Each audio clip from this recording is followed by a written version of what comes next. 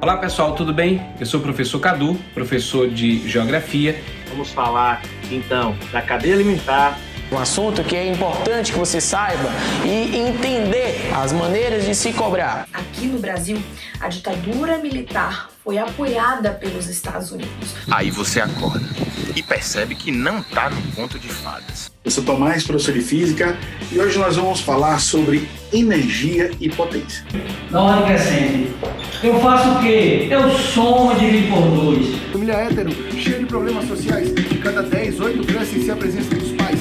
As tabelas são estruturas de informações ou dados representados através de linhas e colunas. Agora, uma coisa que você não pode esquecer quando você der esse ponto de segmento é a necessidade de utilizar um conectivo. O petróleo é formado em bacias sedimentares antigas. Me chamo Gilton Carmo e estou aqui com vocês para falar de um assunto super interessante: fuso horário. Segundo esse levantamento, os homens ganham quase 30% a mais do que as mulheres, dados de 2019. Nossa aula de hoje é sobre dinâmica populacional. Eu atribuo pela fenomenologia razões que me levem a suportar os desafios da existência. Estou aqui para bater mais um papo com você sobre essa prova do Enem.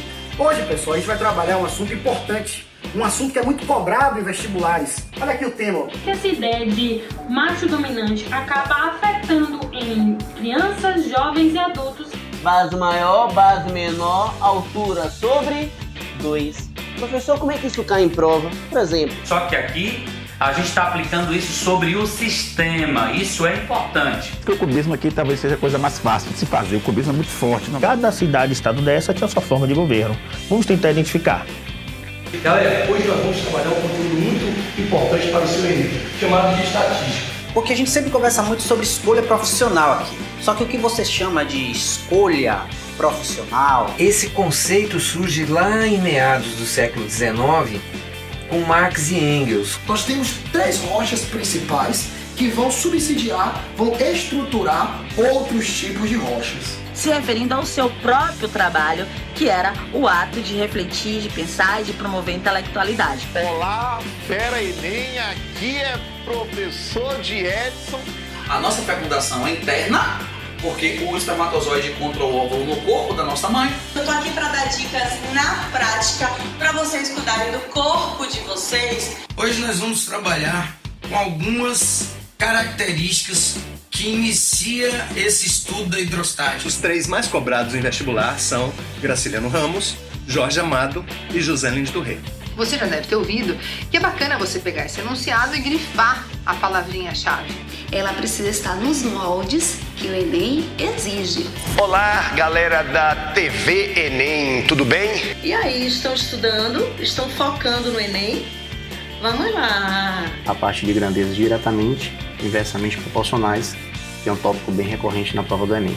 Entender para que serve uma titulação, você vai perceber que a coisa não é tão difícil assim. Uma poesia que, vez por outra, retorna assim formas clássicas, o soneto. Vamos falar sobre os ciclamos, um composto ou compostos. É um reino constituído por 4 grandes grupos: briófitas, pteridófitas, gimnospermas e angiospermas. Nós vamos ter uma intertextualidade, seja ela evidente no texto ou ela esteja subentendida no texto. Que corriqueiramente nós trabalhamos como se fossem expressões sinônimas. Essa charge, por exemplo, aí deixa claro, né, que a realidade de 1945 não é a mesma realidade do século XXI.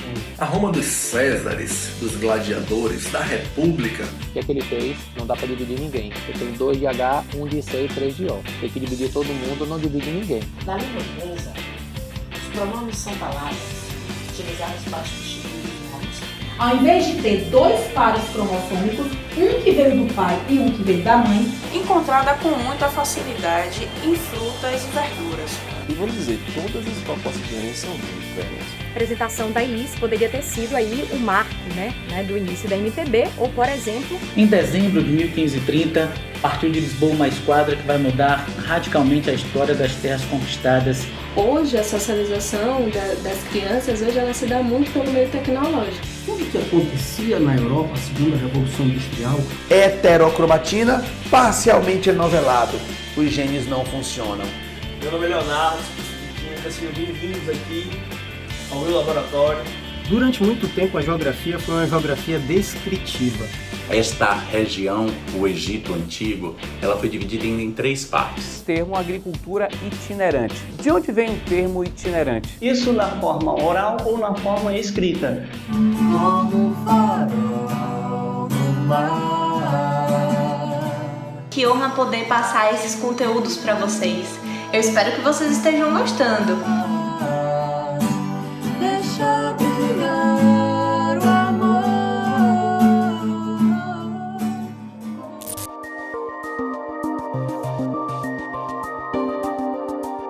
Olá, tudo bem? Meu nome é Chico Figueiredo, eu sou professor de Geografia e vou falar um pouco para vocês sobre pedologia. Ouça, não é podologia, eu estou falando de pedologia. Pedologia, a ciência que estuda os solos. É um sub-ramo da geografia, né? A geografia é uma ciência muito ampla e ela tem sub-ramos e a pedologia é a ciência que estuda o solo. Chicão, o que é o solo? Olha só que definição. A parte mais superficial da crosta terrestre, tá? Que apresenta uma série, um complexo de compostos. Como assim, Chicão?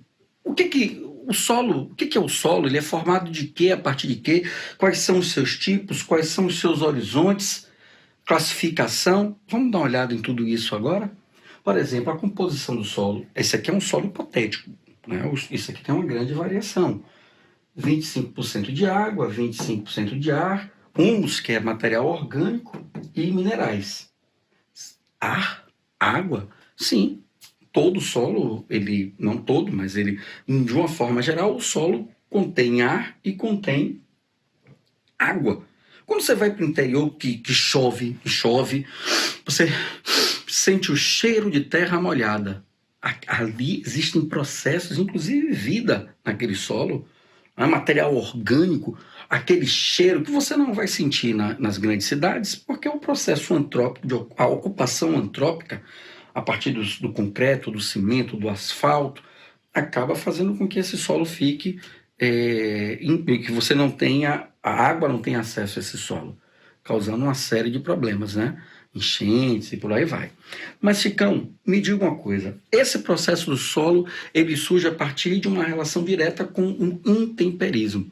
O que é o intemperismo? Essa formação. O intemperismo é a decomposição da rocha. Toda rocha, imagine, seja ela magmática, metamórfica ou até sedimentar, ela sofre a ação do intemperismo, que é o desgaste da rocha, o desgaste físico ou químico. Esse desgaste, existem forças exógenas, forças externas, que provocam esse desgaste. Esse material é erodido, esse material é transportado, esse material é depositado e vai formar o solo. Claro que passado milhões e milhões de anos, a escala geológica esqueça a escala humana, ao tempo da vida humana, esse material vai dar origem a uma nova rocha sedimentar. Mas antes disso acontecer, ele vai compor aquele solo, junto com o material orgânico. Claro, quanto maior o volume de matéria orgânica, mais esse solo vai ser um solo umífero, né? Vai ter mais humus, que está ligado aos tipos de solo. E quais são esses tipos de solo, Chicão? Eu vou falar 3 aqui, ó. Arenoso, argiloso e umífero. De cara, eu vou lhe convidar aqui a fazer uma experiência comigo. O que é o argiloso? O que é argila, gente? Vocês sabem aí? Sabem. Argila, que você faz o barro, isso é argila. Areia que você pega na praia. Tá certíssimo, isso é areia. Então, se eu pegar 2 aquários aqui agora, botar uma folha de papel embaixo em cada um. Nesse eu boto argila, pressiono. Nesse eu boto areia, pressiono. Se eu jogar água nos 2, Qual a água vai encostar no papel primeiro? Claro que é o arenoso, Chicão. O solo arenoso ele é poroso, ele é permeável. A gente vê isso onde? Na praia. Né? Claro que isso vai dificultar o desenvolvimento da vida.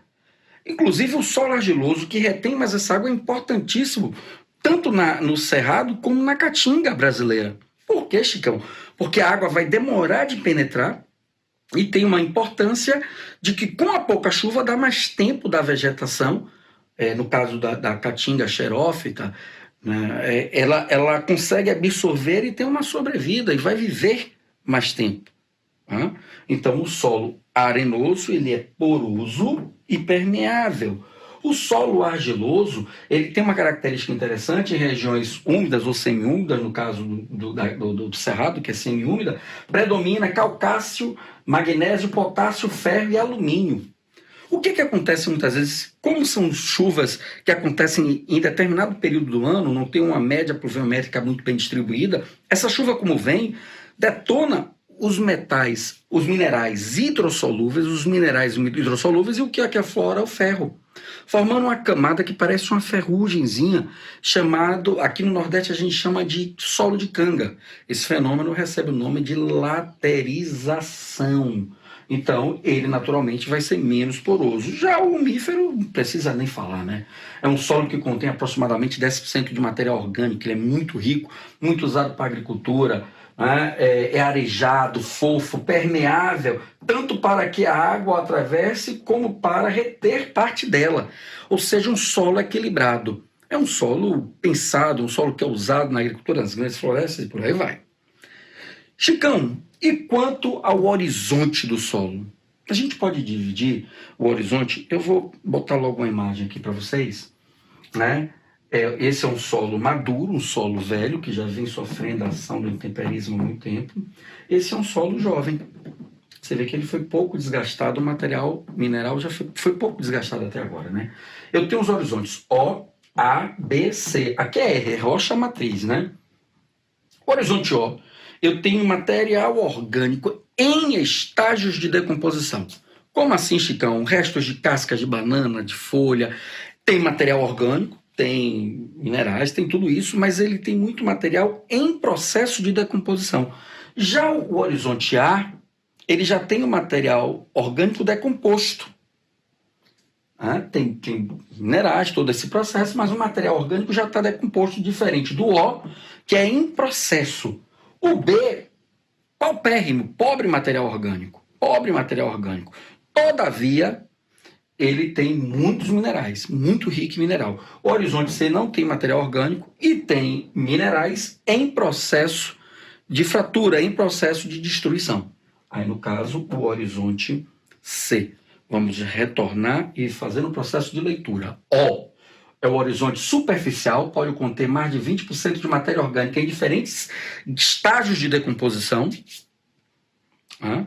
A apresenta grande quantidade de material decomposto e misturado com minerais, sofre perca de minerais pesados como ferro e alumínio através da lixiviação, típico da Amazônia. Se ligue, típico da Amazônia, chove muito, vai lavando o solo. B, pouco afetado pela erosão natural e pela ação do homem, pobre material orgânico, paupérrimo, né? Rico em mineral, em material mineralógico. E o C, que a gente chama de rigolito, é material decomposto oriundo da rocha matriz em processo de decomposição. Beleza? Chicão, e quanto à classificação do solo? Me falei, quanto à classificação? Eu posso falar em eluvial ou zonal. Zonal acontece no lugar, né? É quando o solo se forma a partir do intemperismo local. A decomposição da rocha acontece no lugar. Ou seja, a decomposição da rocha, matriz, lugar. Principal característica, tem um fator climático como principal elemento da formação. São solos maduros. Fase, ó o nomezinho, podozólica. Possui todos os horizontes. O, A, B, C, aí vai. E o aluvial ou azonal? O material vem de fora. Vocês sabiam que já existe, você sabe a zona de convergência intertropical, a Terra girando de oeste para leste, e aquela zona que vai lançando os ventos, né, em direção à linha do Equador, de norte a sul, de sul a norte. Esse processo traz areia do deserto do Saara, isso já é comprovado para a Amazônia, chega areia do deserto na Amazônia, ou seja, quando se forma a partir de sedimentos oriundos de outros lugares, transportados através dos rios, dos ventos. A zonal vem de fora, zonal, decomposição no lugar. Não apresentam bem desenvolvidos, geralmente são desprovidos de horizontes, são solos jovens. Litossolo, já não é mais podo, agora é lito, típico de região de declive. Chicão, e o interzonal orgânico? Quando se forma a partir da erosão local e de sedimentos trazidos de outros lugares, ou seja, lá e cá, vem de fora e é decomposto aqui. Principal característica, a sofre ação de um agente local. Geralmente é um solo orgânico, é um solo bacana para a agricultura, tá bom?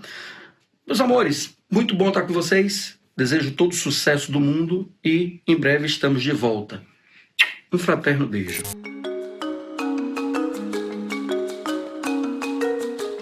Hoje, nossa, a professora Soninha vai ensinar, vai dar uma dica de cálculo estequiométrico.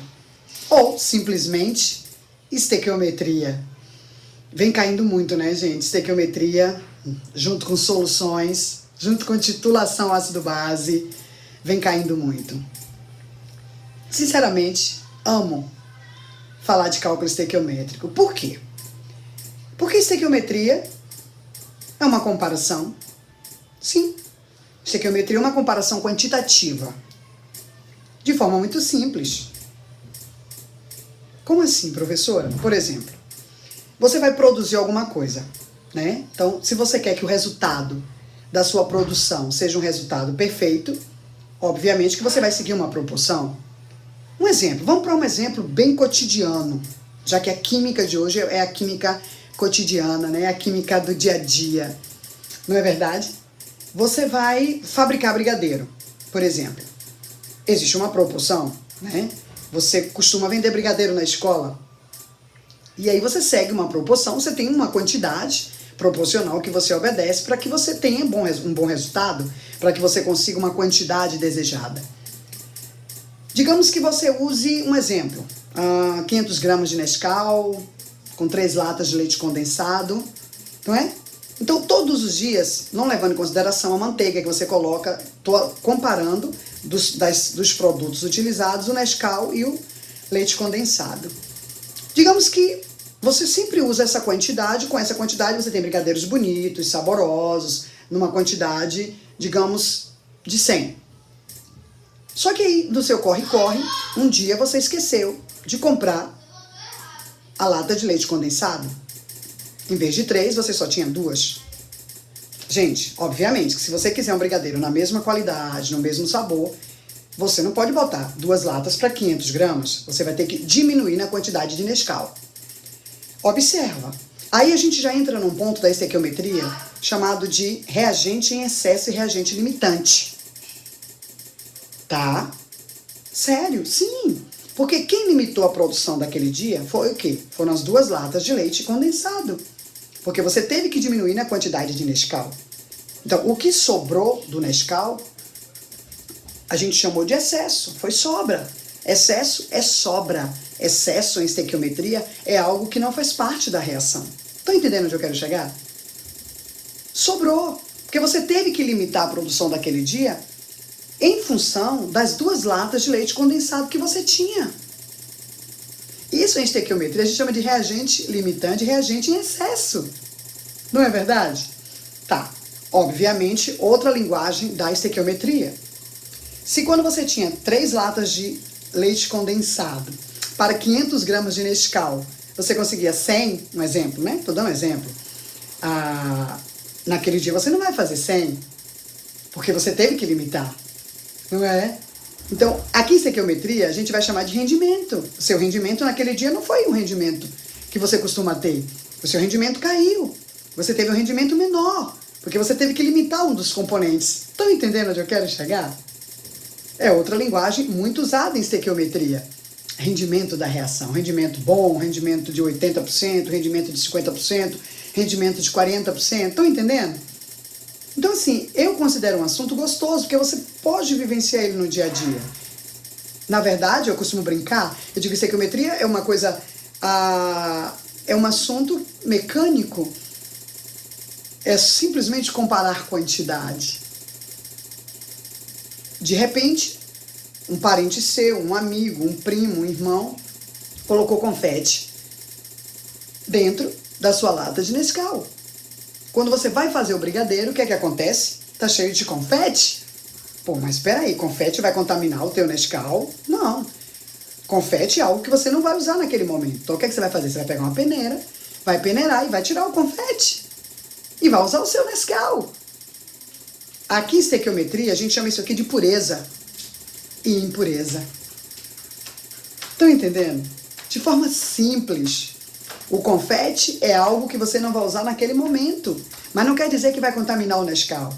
Então, aqui em estequiometria, a palavra pureza. O que é pureza em cálculo estequiométrico? É algo que me interessa. É algo que eu vou usar em um determinado momento na minha reação. Estão entendendo, gente?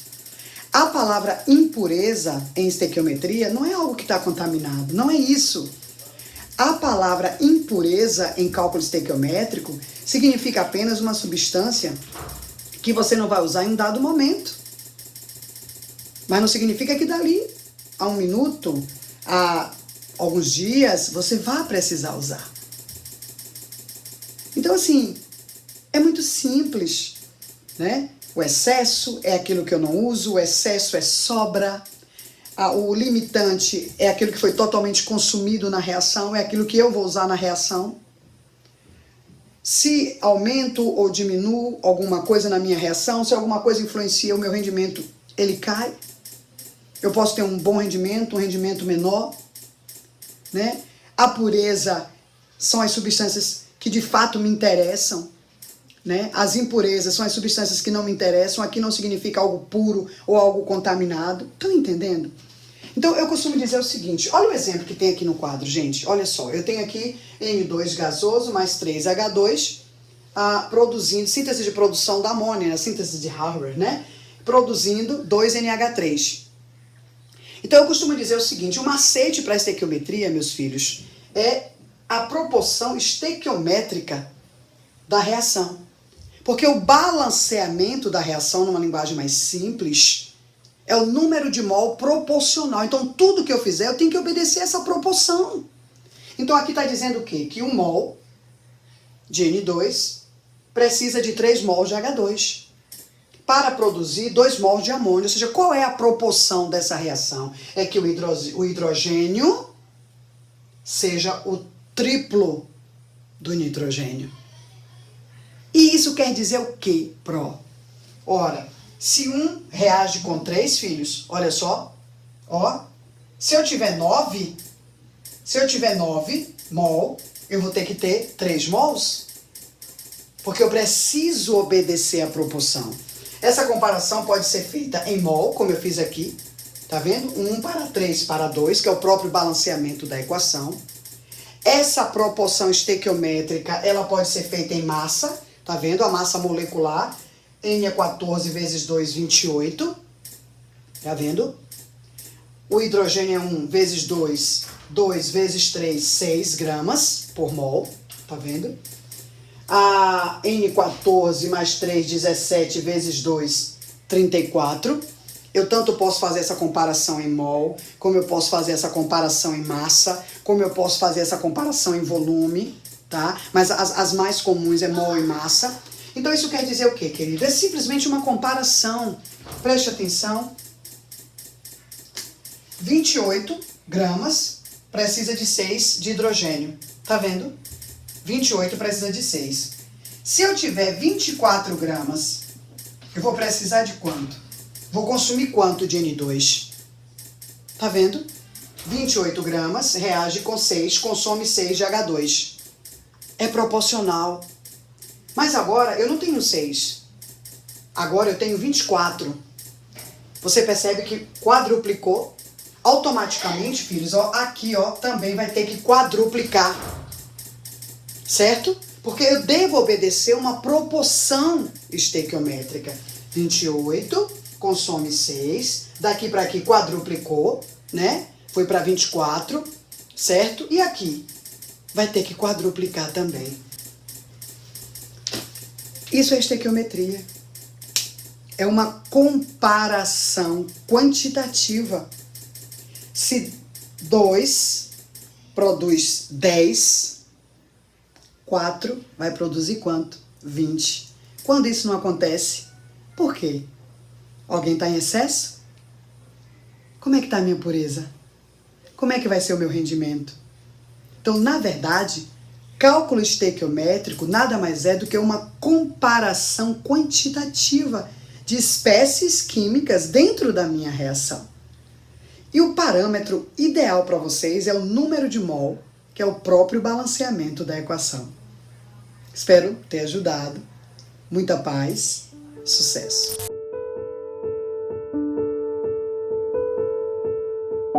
Quem nasceu primeiro, o ovo ou a galinha? Você está estudando para quê? Óbvio, né? Para aprender alguma coisa útil para aplicar na sua vida.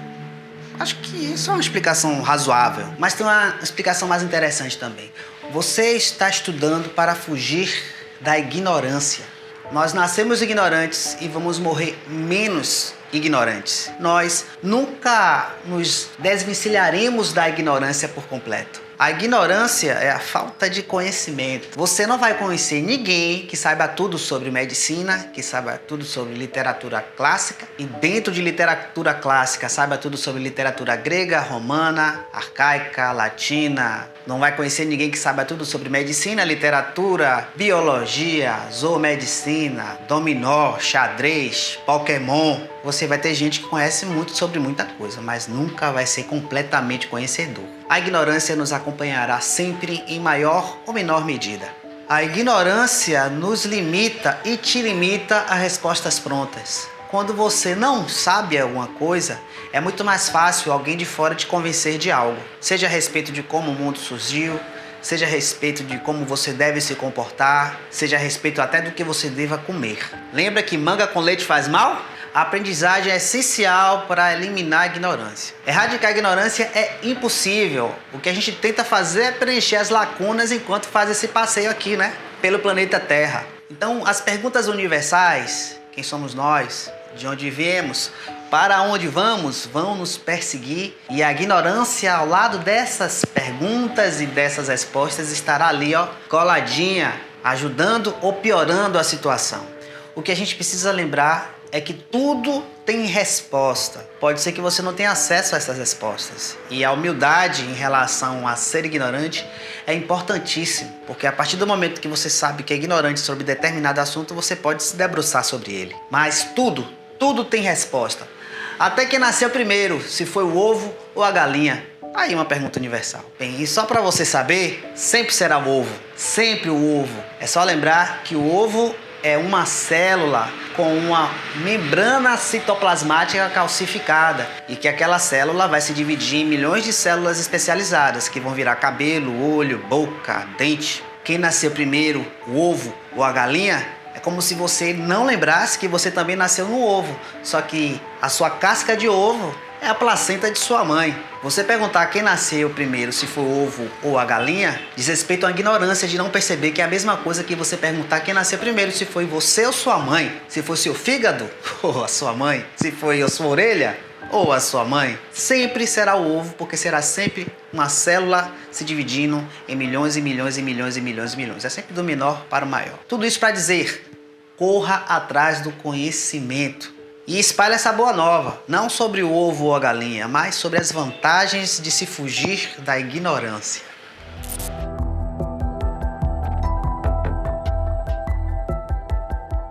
A gente vai bater um papo hoje maravilhoso sobre linkage, que é um princípio na genética um pouco diferente daquele tradicional modelo mendeliano. Nosso amigo Mendel trabalhou com genes, com alelos que eram independentes. Ou seja, o azão e o azinho, apesar de estarem na mesma célula, quando iam se formar os gametas, um gameta leva o azão, o outro gameta leva o azinho. Deixa eu te explicar isso em números. Imagine um animal como um porco, que ele seja azão-azinho para uma característica.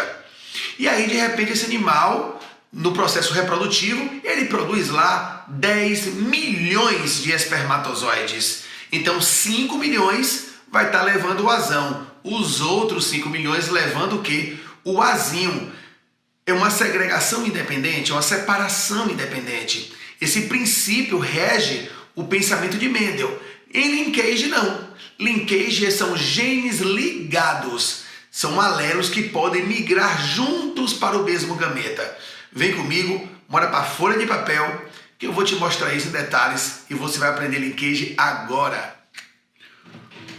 Olá, galera, tamo junto agora para essa nossa aula de genética, em que o tema de hoje é linkage, ou genes ligados. Velho, eu adoro esse assunto e quero que você me acompanhe agora, porque eu vou te ensinar esse assunto de uma maneira fast, super rápida. Vamos nessa? Eu quero propor para você um caso em que o exemplo que nós vamos ter é um caso em que nós trabalharemos moscas, tá? Características de moscas. Vamos lá comigo? Vamos trabalhar os seguintes parâmetros. Imagine comigo que o alelo Vzão em moscas determine, portanto, a característica asa longa, ok? E que, portanto, Vzinho determina a característica asa curta, que talvez você conheça como asa vestigial. Ainda nessas moscas, outro caráter, Pzão determina a cor do corpo. Nesse caso, Pzão determina corpo cinza e Pzinho determina, no nosso exemplo, o corpo mais escuro, que eu vou chamar de corpo preto. Pronto? Nós temos aqui, então, dois genes. O gene V, que determina características relacionadas ao tamanho da asa, como você está vendo, e o gene P, que é outro gene, que está fazendo, portanto, referência à cor do corpo da mosca. Beleza, vamos nessa. Quando é que linkage começa assim a mostrar suas caras? Quando agora você, como aluno, entende a disposição desses genes em uma célula, em um cromossomo. Então, eu vou desenhar aqui uma célula para você, tá? Representando aqui a célula. E eu vou colocar um par de cromossomos aqui. Veja. E você vai perceber que nessa minha proposta, Vzão, Vzinho, Pzão e Pzinho estão arranjados no par homólogo. Por isso esses genes estão ligados, porque eles pertencem ao mesmo cromossomo. Tá vendo? Nesse arranjo aqui, você está vendo uma mosca que é Vzão, Vzinho, Pzão, Pzinho. Beleza. Só que essa mosca tem os dois dominantes no mesmo cromossomo, os dois recessivos no outro cromossomo. Veja se você concorda comigo. Faz sentido eu lhe dizer que um outro arranjo poderia existir do tipo Vzão, Vzinho e Pzinho. Pzão, olha, tem lógica ou não tem? Um dominante para o V com um recessivo para o P. E aqui um recessivo com dominante. Mas ainda assim, uma mosca como essa deve ser considerada Vzão, Vzinho, Pzão, Pzinho. Ora, é o mesmo que, gente, genótipo. Mesmo genótipo.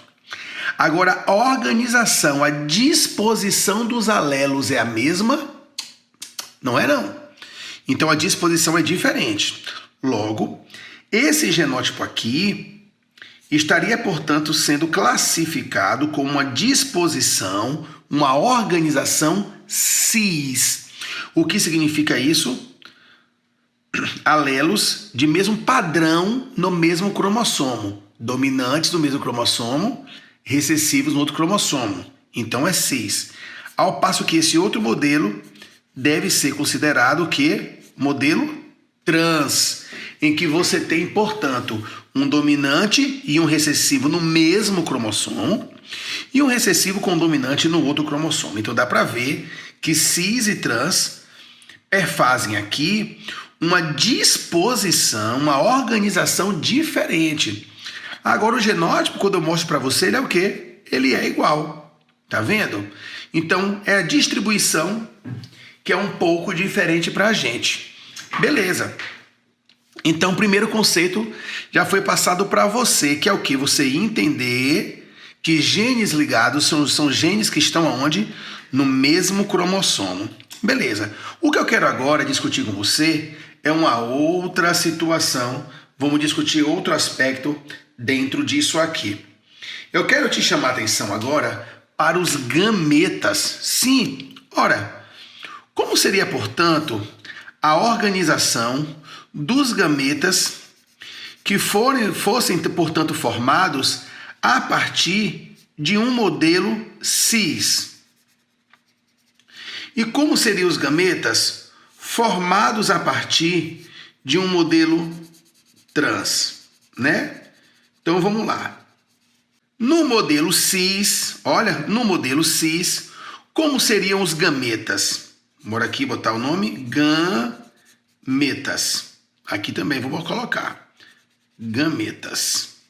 Vamos nessa. Ora, se o indivíduo tem uma organização cis, e você sabe que na hora da formação dos gametas acontece a separação dos alelos, existe uma separação, uma segregação, você há de concordar comigo que se o padrão é cis, vai ter um gameta com o Vzão e o Pzão, porque eles estão ligados, tá vendo? Aqui é um tipo de gameta, tá vendo? E o outro gameta possível é Vzinho, Pzinho, tá vendo? Já de um modelo trans, como seria o gameta? Um gameta seria Vzão, Pzinho, por quê? Porque eles estão no mesmo cromossomo. E o outro gameta seria Vzinho, Pzão, já que você sabe que eles estão também em outro cromossomo. Então, olha só, outra diferença. Além deles terem, portanto, a disposição diferente no par homólogo, né, nos cromossomos, os gametas também são diferentes. Vzão, Pzão para um, Vzão, Pzinho para o outro. Vzinho, Pzinho, Vzinho, Pzão. Pronto? É exatamente por quê? Porque para formar gameta, como você deve lembrar muito bem, que eu sei que você é fera no assunto, para formar gameta, teve que acontecer o quê? Meiose, né? E a meiose, portanto, ela vai separar, lá na anáfase, a meiose vai separar o par homólogo. Então, se esse Vzão, Pzão aqui, esse cromossomo, vai ser separado do outro, eu entendo que ele vai se destinar a um gameta, e esse aqui destina-se ao outro gameta, e assim vai. Cada gameta, portanto, representa o quê? Um cromossomo desse do par. Pronto? Tá aqui já a organização. Pronto? Dá mais uma olhadinha.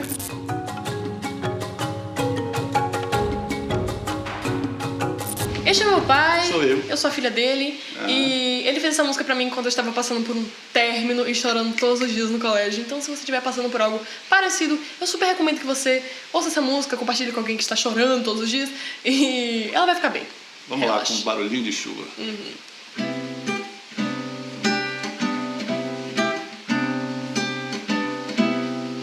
Ouça bem, meu bem, a vida não lhe tira nada sem dar nada em troca. E mesmo quando entorta um caminho seu, você verá que há paisagens mais bonitas que numa estrada reta não se nota.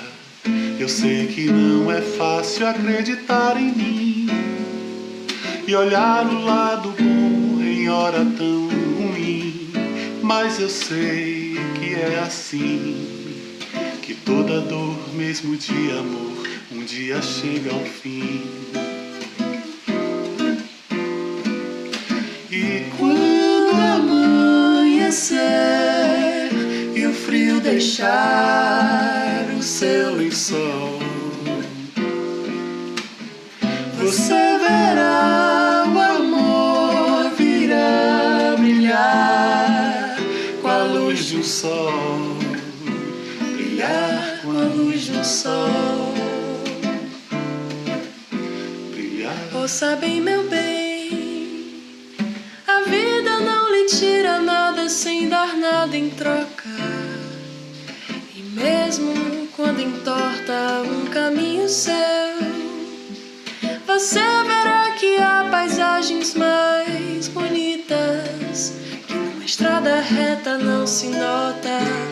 Eu sei que não é fácil acreditar em mim e olhar o lado bom em hora tão ruim, mas eu sei que é assim, que toda dor, mesmo de amor, um dia chega ao fim.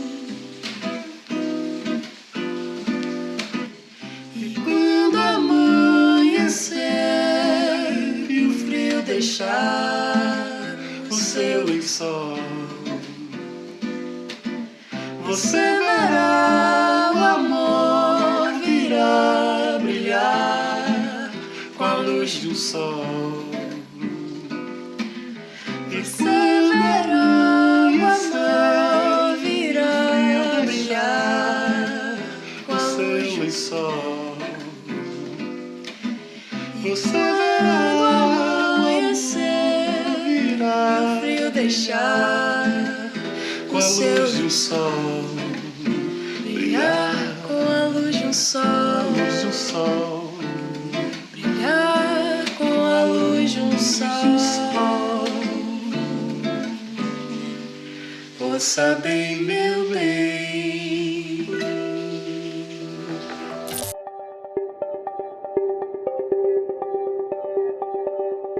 Professora Cíntia Lima de Humanidades, e voltei aqui nesse projeto incrível hoje para trazer uma aula muito bacana para vocês e super importante. Só posso dizer uma coisa, todos os Enems esteve presente esses conceitos que nós vamos trabalhar hoje, já foi tema de redação, já caiu na prova de Ciências da Natureza, na prova de Linguagens e de Humanas todos os anos está presente, até na prova de Matemática já apareceu aí. Então hoje nós vamos trabalhar um conceito muito importante, dois conceitos muito importantes e que traz um terceiro para finalizar aí a abordagem da aula.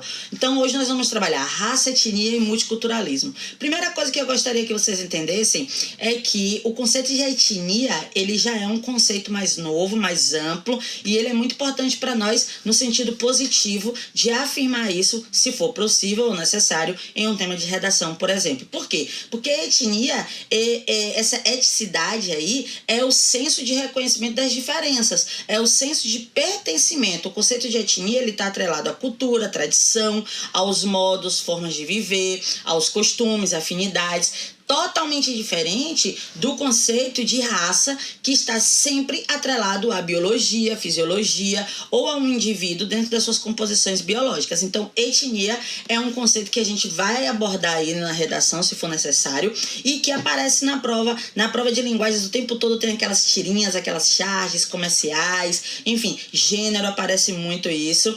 E na prova de humanas, então, nem se fala. Competência 1, né, ela tá toda lá sendo representada com cultura, e cultura, falar de cultura sem falar de raça e etnia e multiculturalidade é quase impossível, né?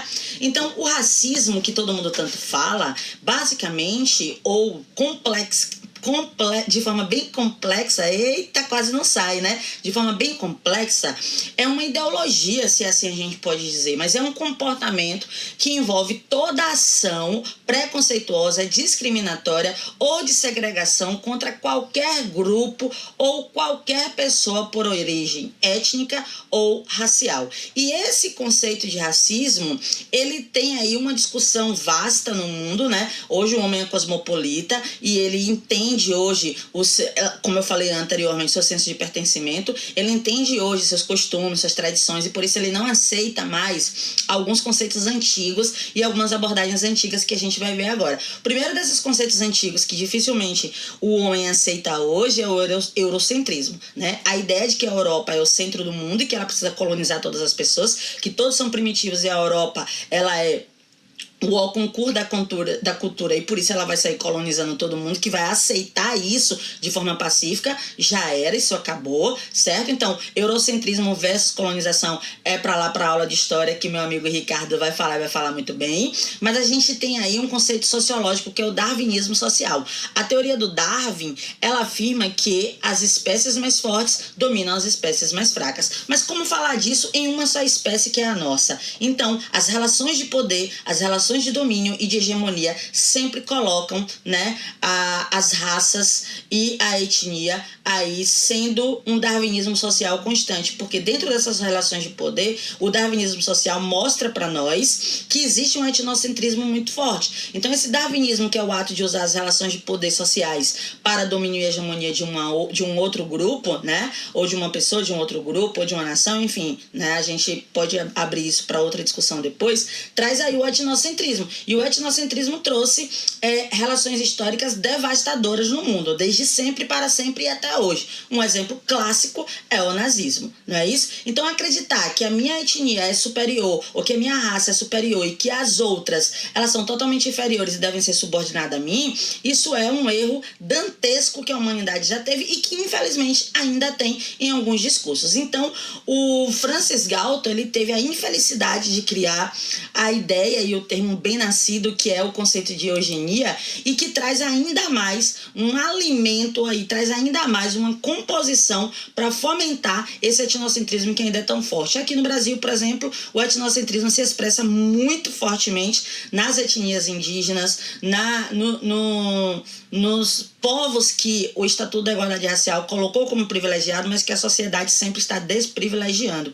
Então a gente sabe que o Brasil tem um racismo estrutural e institucionalizado, e a gente sabe que desde 2019, a gente está comemorando aí 50 anos de um marco, ou seja, de um tratado de direitos humanos, que é muito importante para o mundo, e desde 60 que a gente tem a Convenção Internacional sobre a Eliminação de Todas as Formas de Discriminação Racial, que seria então adotado pela ONU em 69, comemorando então 50 anos em 2019. E a gente tem também em 2018, um ano antes, 50 anos da morte de Luther King, onde deveríamos estar tratando, né, não em comemoração à sua morte, mas em comemoração ao legado que Luther King deixou para o mundo. Deveríamos estar promovendo mais ações afirmativas, deveríamos estar promovendo mais políticas públicas, deveríamos estar promovendo mais discursos voltados para a igualdade, voltados para a equidade, voltados para aquilo que a própria Declaração Universal dos Direitos Humanos, que também completa 70 anos em 2018, juntamente com a Constituição que chamamos de cidadã, completa 30 anos em 2018, estão defendendo e estão colocando lá, né, claramente em seus documentos, em seus marcos legais. A gente sabe que qualquer doutrina de superioridade baseada nas diferenças raciais, ela é cientificamente falsa, moralmente condenável e socialmente injusta e perigosa. E por isso, mesmo completando 70 anos da Declaração dos Direitos Humanos, e mesmo estando lá na segunda dimensão da Declaração dos Direitos Humanos, que compreende os direitos de igualdade, que abrange aí os direitos sociais, econômicos, culturais. Vou dar um exemplo para vocês. Direito do trabalho, direito à educação, direito à previdência social. E olha que ironia, né? Logo esses 3 pontos que tem aí números tão devastadores para essas pessoas que se enquadram nesse extrato social que nós estamos falando aqui na aula. Então esses direitos, eles foram consagrados pelo ideal de equidade, para minimizar as desigualdades sociais no Brasil. Então, relembrando para vocês, 70 anos da Declaração Universal, 30 anos da Constituição Brasileira, 50 anos da morte de Luther King, e nada mudou, né? Nada no sentido de ideologia do racismo, mas no sentido de legislação, no sentido de marcos legais, muita coisa mudou. Até porque, quando a gente vê teorias antigas como a do Gilberto Freire, que escreveu Casa Grande e Senzala, dizendo que havia havia uma democracia racial no Brasil, onde, através da miscigenação natural, a gente tinha um convívio harmonioso entre as raças e que todos viviam perfeitamente numa democracia, assim como é tentado retratar lá no filme 12 anos de escravidão, mas que é totalmente uma utopia.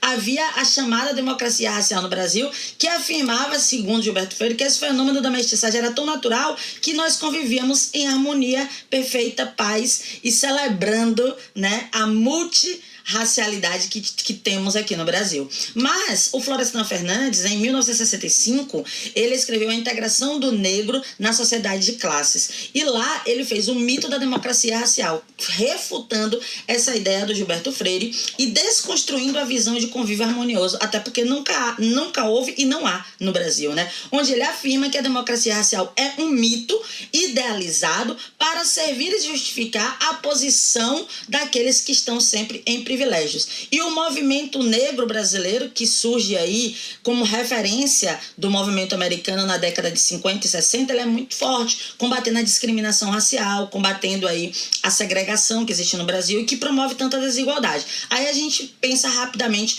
no conceito de discriminação, que é uma negação da igualdade de tratamento, né? Essa é uma ação concreta que existe nas nossas relações sociais e ela ocorre em vários agentes, seja indivíduos, grupos ou instituições.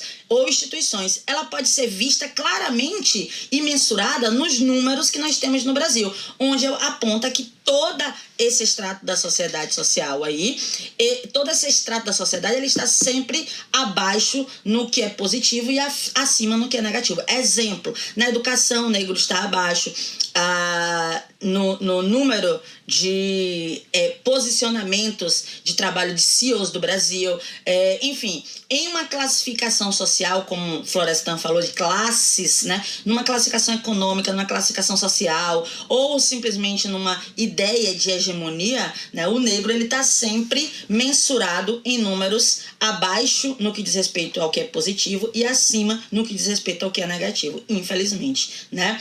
Então, essa segregação ela ocorre já, infelizmente, de forma natural, mas a gente sabe que a segregação ela já causou vários colapsos aí no mundo e que não foi diferente em 2017, quando a gente teve a marcha pela supremacia racial branca aqui do lado nos Estados Unidos. Aquele mesmo que já teve sua independência, aquele mesmo que já teve Luther King, aquele mesmo que já deu todos os direitos de equidade para os negros que moram e que povoam, né, os Estados Unidos, assim também como aqui no Brasil.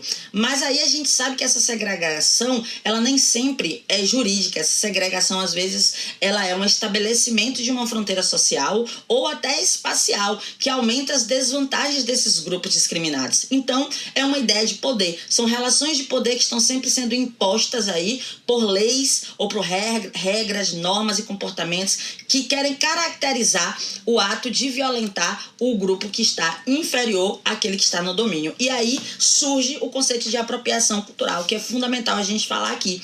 A apropriação cultural, ela é muito discutida na mídia e muito polemizada, né? Mas mais do que polemizar, é importante saber o conceito. E o conceito diz que o fenômeno acontece quando um extrato social historicamente dominante marginaliza uma etnia ou uma cultura, tornando seus símbolos, suas práticas, suas tradições, seus elementos simbólicos, seus objetos, suas religiões, né? Como é o caso do candomblecismo no Brasil, e vários outros elementos. Eles passam a perder toda a sua essência simbólica, cultural, e passam a ter apenas um valor de materialidade, que esse mesmo grupo que hostilizou em um determinado momento tornou-se a utilizar por alguma prática que seja uma prática ressignificada, como, por exemplo, a moda, né?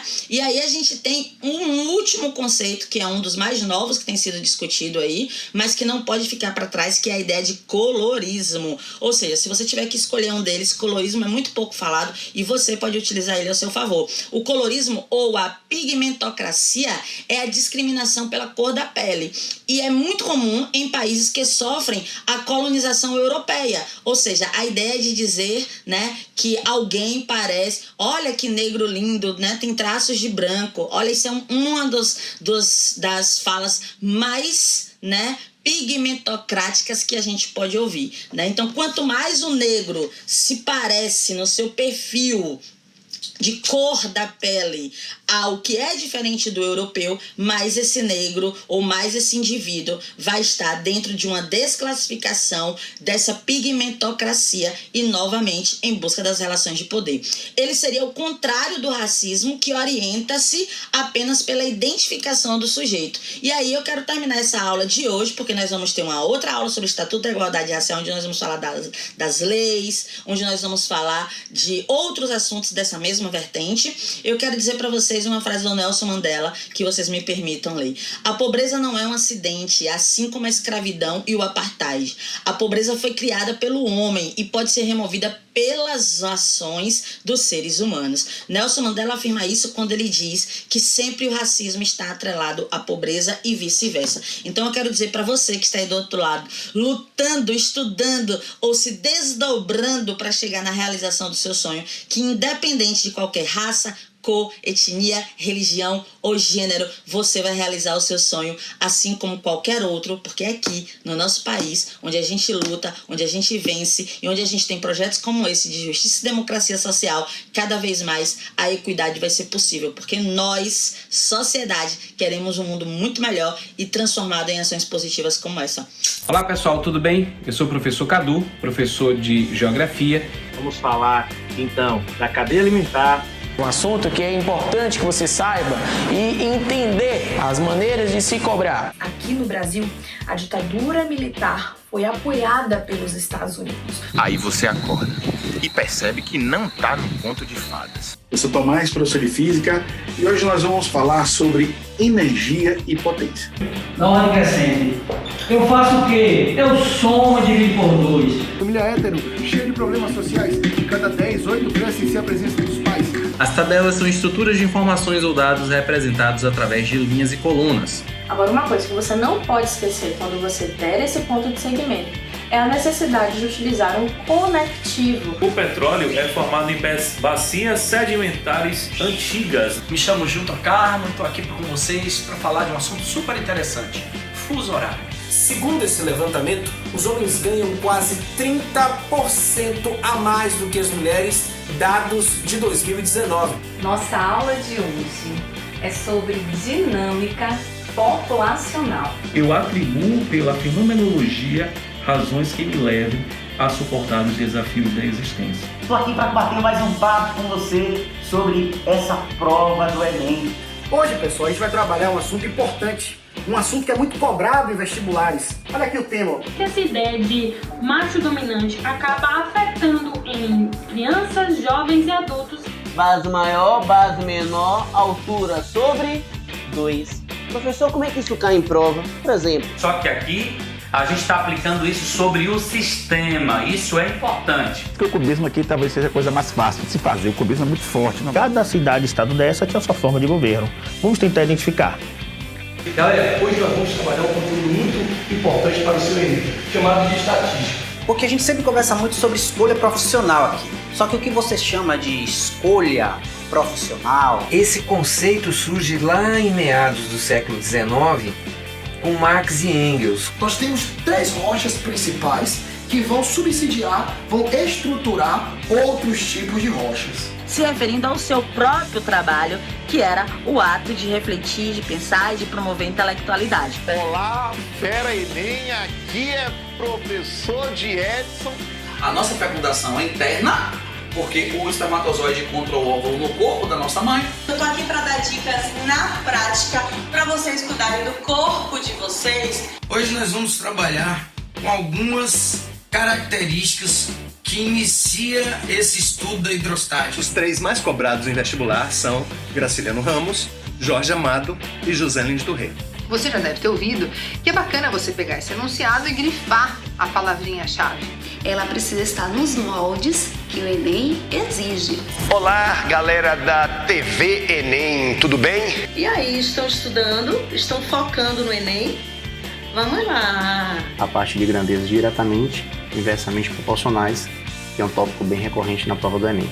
Entender para que é que serve uma titulação, você vai perceber que a coisa não é tão difícil assim. Uma poesia que, vez por outra, retoma assim formas clássicas do soneto. Vamos falar sobre os ciclões, Um composto ou compostos é o reino constituído por 4 grandes grupos: briófitas, pteridófitas, gimnospermas e angiospermas. Nós vamos ter uma intertextualidade, seja ela evidente no texto ou ela esteja subentendida no texto. Que corriqueiramente nós trabalhamos como se fossem expressões sinônimas. Essa charge, por exemplo, aí deixa claro, né, que a realidade de 1945 não é a mesma realidade do século XXI. A Roma dos Césares, dos gladiadores, da República. O que é que ele fez? Não dá para dividir ninguém. Eu tenho 2 de H, 1 de C e 3 de O. Tem que dividir todo mundo, não divide ninguém. Na língua inglesa, os pronomes são palavras utilizadas para substituir os nomes. Ao invés de ter 2 pares cromossômicos, um que veio do pai e um que veio da mãe, encontrada com muita facilidade em frutas e verduras. E vamos dizer, todas as propostas de Enem são muito velhas. A apresentação da IS poderia ter sido aí o marco, né, do início da MPB, ou, por exemplo... Em dezembro de 1530, partiu de Lisboa uma esquadra que vai mudar radicalmente a história das terras conquistadas. Hoje, a socialização das crianças, hoje ela se dá muito pelo meio tecnológico. Tudo que acontecia na Europa, segundo a Revolução Industrial... Heterocromatina, parcialmente enovelado. Os genes não funcionam. Meu nome é Leonardo, sejam bem-vindos aqui ao meu laboratório. Durante muito tempo a geografia foi uma geografia descritiva. Esta região, o Egito Antigo, ela foi dividida em 3 partes. O termo agricultura itinerante. De onde vem o termo itinerante? Isso na forma oral ou na forma escrita?